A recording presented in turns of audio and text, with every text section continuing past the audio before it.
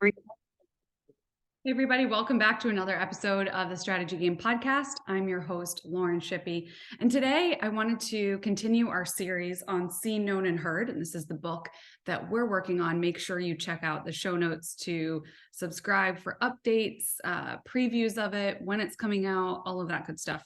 But we're going to talk about just this process of what I call the undoing. And when I was writing this part of the book, it really came to mind that we've been in a place where we've experienced a lot of undoing over the last 5-7 years, whether it's related to belief systems, assumptions that we may have made about things, judgments, or opinions. And in the course of history, we know that there have been cycles of this over and over again. And there are seasons where certain trends, themes, and cycles come into play. And I think recognizing those can help us figure out what's going on, recognize it. And I think it can help us with how we choose to react to things. And so as we think about this undoing, I want you to think about what that word means to you right now, what it's meant to you over the last 5 to 7 years. How have you experienced an undoing of some sort?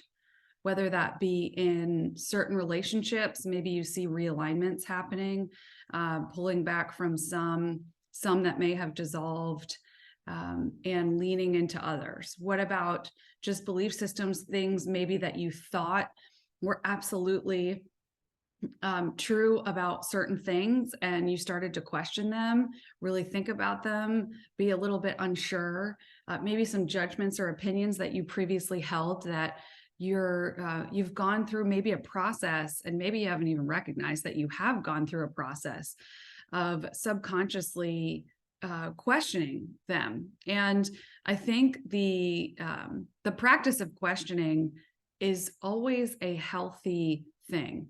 And when hard things start to happen, or things that we are not comfortable with, or things that times when we're recognizing that we may be moving into a season that's different from the previous season, we just start to ask questions. We question all the things around us. And sometimes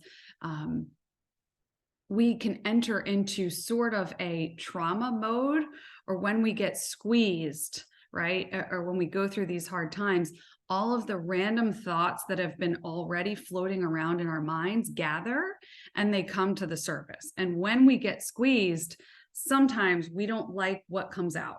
Can you ever think of a hard time or an example of a relationship that was really challenging to you, or a circumstance that was triggering to you, and you were already going through just a lot of pressure? So you're literally just, you feel like you are in a container, and the pressure keeps building and building and building, and all of a sudden the top comes off, and all the air, all the things just come out.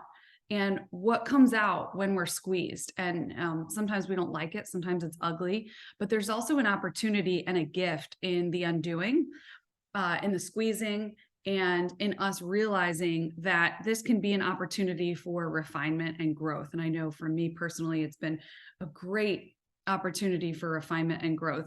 Not always easy. And I don't know if necessarily it's meant to be easy, but I know that through the process, we can walk with ourselves, and also seek to see, know, and hear ourselves while we're going through it.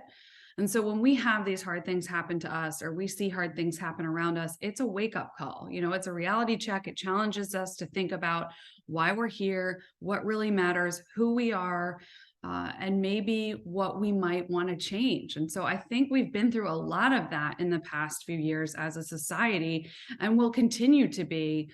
I don't think it's certainly not the first time that maybe cycles have happened where it's a squeezing, or this period of kind of this overarching feeling or sensing of, this is difficult territory and we're being challenged in different ways, right?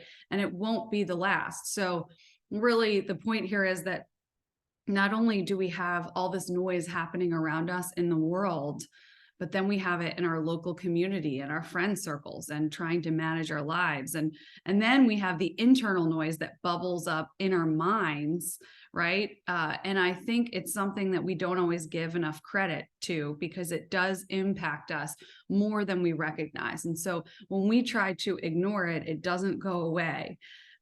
So what's your internal noise? What undoing has happened in your life in the past 5, 7, 10 years, or even just the last year?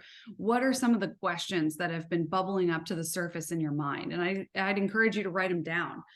And really, Michael Hyatt says, when we write, we get clear. And I think that's really true. Even going through the practice of just writing them down, jotting them out, sticking them somewhere to think about, makes them become more tangible. And it also enables you to practice some critical thinking around what's happening in your mind. What is the process that you're going through and have been going through? And so really stating them out loud or writing them down is always super helpful. So I hope that this episode was helpful for you to put just some words really into what's been happening in our society in the last 5 to 7 years. And whether you are a business owner, entrepreneur, or just listening into this for your own personal growth, this relates to all of those things. Because if you're a leader in a business, a nonprofit, you have people that work for you and the culture that you are responsible for, that you manage, or just that you are a part of. And so you can be a voice to recognize your own process of just undoing and shifting and shaping, and how you're growing as a person and how that's going to impact the culture. And you can also help people recognize their internal noise, what's going on with them, what kind of shifts are they having, and how can that lead to potential opportunity for growth together, instead of keeping it in and letting it just quietly really sneak below the surface. And so we talk a lot about this, but part of seeing and hearing and knowing yourself and others is being able to bring the subconscious thoughts into the conscious, because once we get them to that place where we can consciously process them, that enables them not to be hidden anymore. So thanks so much for listening in. Check out the show notes for a link to be able to subscribe, and we'll talk to you soon.